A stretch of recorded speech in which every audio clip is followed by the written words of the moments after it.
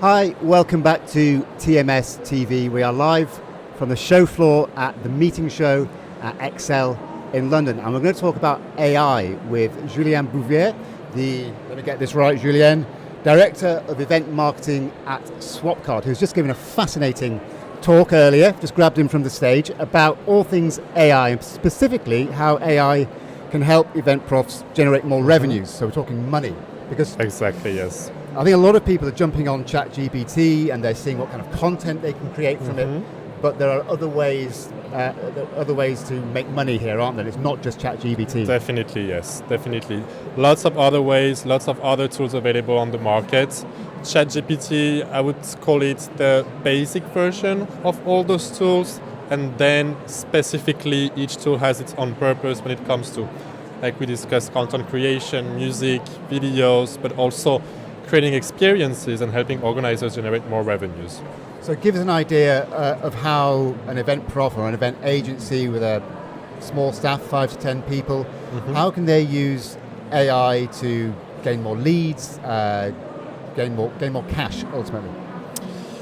That's a very good question. Through various ways. For example, when we think about sales and marketing, they can use AI to personalize the messaging they use based on the demographics of the leads they're going after.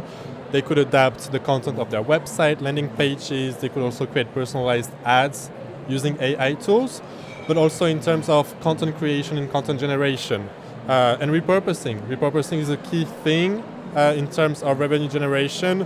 Historically, organizers have been focusing solely on the experience during the show days, 1, 2, 3 days, but now we realize that all the content we create during those days can have a life after the event, and that can bring additional revenue and exposure for the organizers. So AI tool can help a lot repurpose all the hours of content that are created by show organizers during the event days.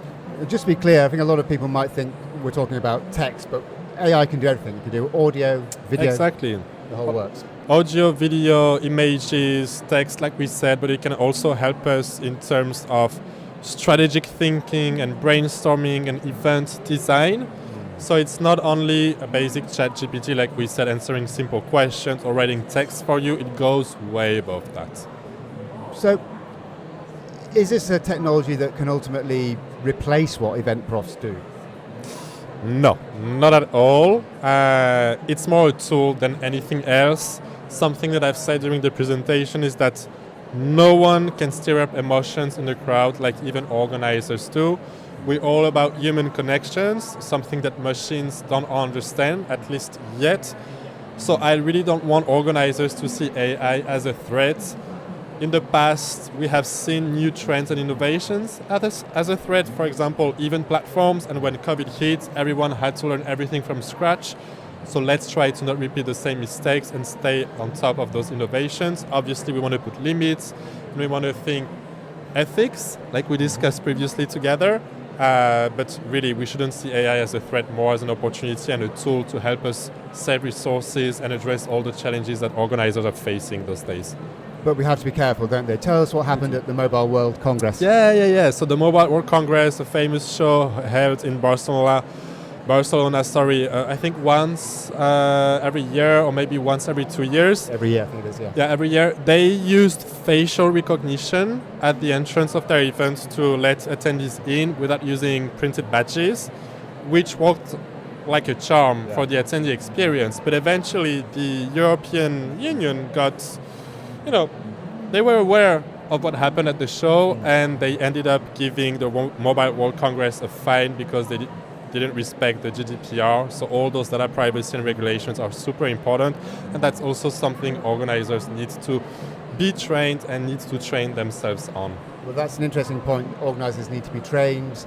Is it a resource issue here? Do you have to be a company of a certain size to do this, or I don't think is it safe for small companies to dip their toes in the water? Or?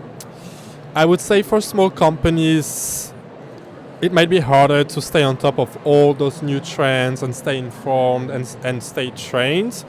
I would say let's rely on our association, even organizer associations, to kind of lead by example, lead the industry. They should be the first one testing those technologies for us, because that's the whole purpose of those associations, right? That's a good to point, drive the industry in the right direction. So I would rely on these associations first, like PCMA is doing now with the Spark project, releasing those fantastic tools that will help organizers leverage AI in the management of their events. But let's be careful. I would just say that. Yeah. Where do you see AI having the most impact on the events industry? Personally, I see it having a lot of impact in terms of event content, like we just said, because, for example, when we talk about content repurposing, we talk about a lot of repetitive tasks that AI could easily take care of. So that would be maybe the first thing, and also in terms of reporting, data analysis at the end of the event, we tend to spend a lot of time to analyze all those numbers, super valuable numbers. It's very important for us organizers to really understand how we can improve our shows, how we can improve the experience we're delivering.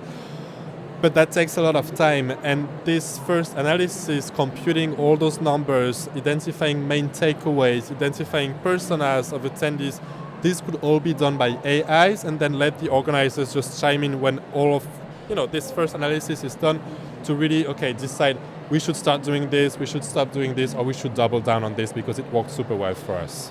So if you work for a small company, what is the main skill set? Is it to be a good prompt engineer? Do you basically have to learn how to ask AI to do things in a way that gets you the best results? Is that what it's all about?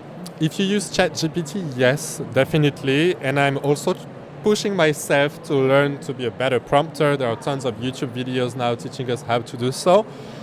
But I also rely on new tools to kind of avoid this step of having to prompt the AI, like the Spark tool I was talking about. They completely removed this prompt aspect, just asking questions to the organizers directly or just letting them fill in specific fields.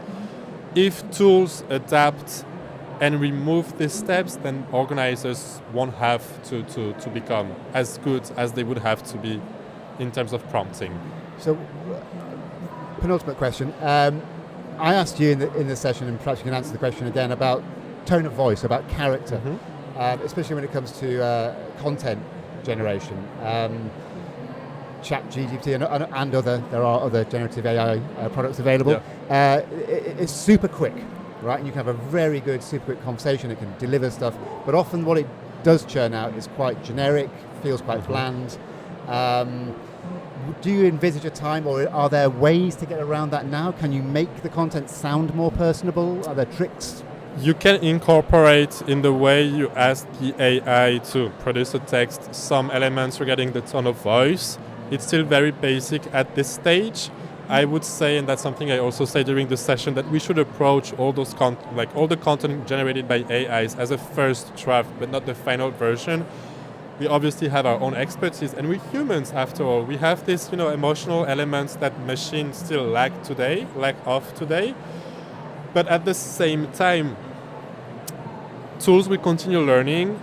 I'm pretty sure that in a few months or years, maybe we'll have tools that will learn from our, personal tone of voice, and we'll learn about our way of writing blog articles, emails, and so on, to kind of replicate the exact same thing. Like if it was Julien writing the text or James writing the text. So we're not there yet, but it's coming, and I'm sure of that. We're not there yet, but it's coming. That seems a fitting note to end on. Julien, thank you very much for your time. Thanks for having me here. And that's all for us for now. We'll be back shortly. Thank you.